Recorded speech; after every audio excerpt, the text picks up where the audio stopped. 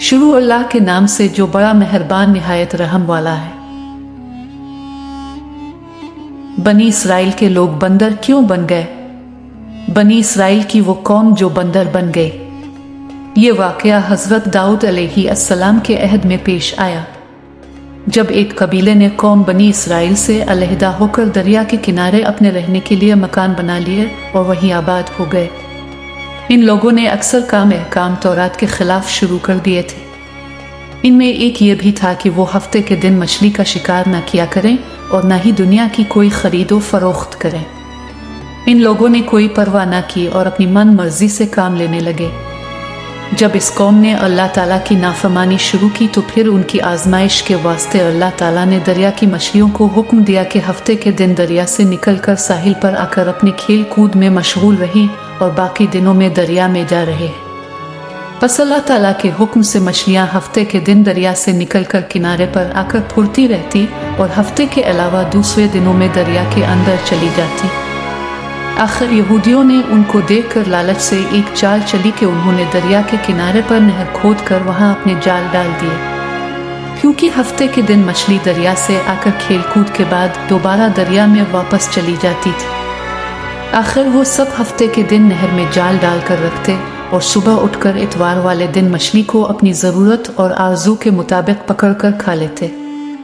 अपनी बड़ी दानिशमंदी से काम लेकर अल्लाह को चमका देना चाह रहे थे, लेकिन अल्लाह तो उनकी तदबीरों से खूब आगाह था कि वो जैसा कर रहे थे वो अपने लिए अजाब इलाही को दावत दे रहे थे। इन लोगों में 3 फिरके बन गए। एक तो इनमें वो लोग थे जो शिकार करते थे, दूसरे लोग वो थे जो बाज आ गए थे और दूसरों को नाफरमानी से बराबर मना करते रहे थे, और तीसरे वो थे जो मना करने से थक गए थे और मना करना छोड़ दिया था।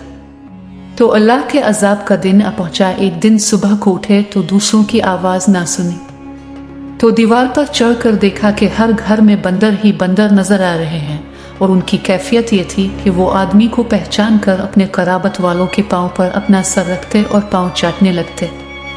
बिलाखिर वो अपने बुरे हाल से 3 दिन में सब के सब मर गए।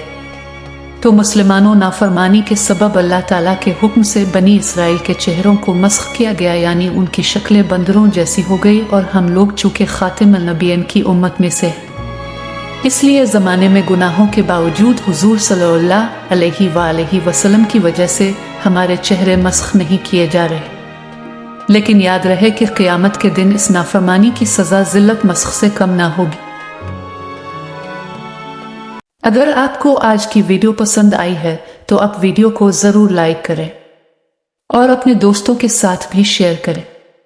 और अगर आपने अभी तक हमारा चैनल सब्सक्राइब नहीं किया है तो सब्सक्राइब ज़रूर करें। मिलते हैं कल एक और दिलचस्प वीडियो के साथ। तब तक के लिए अल्लाह हाफिज़।